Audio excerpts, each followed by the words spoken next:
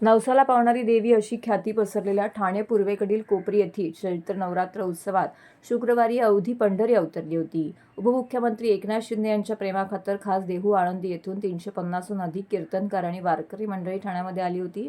धर्मवीर आनंदीगे प्रतिष्ठानच्या वतीने उपस्थित तमाम वारकऱ्यांचे सन्मानपूर्वक आदरातिथ्य करण्यात आले. तर वारकऱ्यांनीही आनंदीच्या या सोहळ्यात सहभागी होण्याचा सन्मान दिल्याबद्दल आभार व्यक्त केले.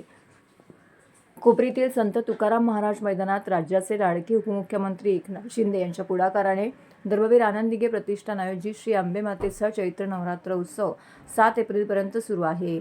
दररोज या चैत्र नवरात्र उत्सवाला मान्यवर भेटी देत असतात.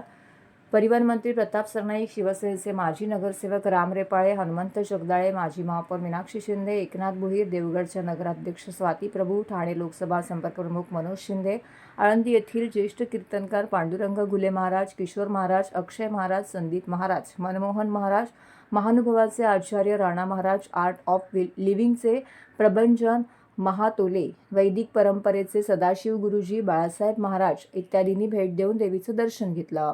यावेळी श्री अंबामातेच्या चरणी लीन होण्यासाठी खास देहू आळंदीहून आलेले तब्बल 350हून अधिक कीर्तनकार वारकरी शुक्रवारी उत्सवामध्ये सहभागी झाले होते.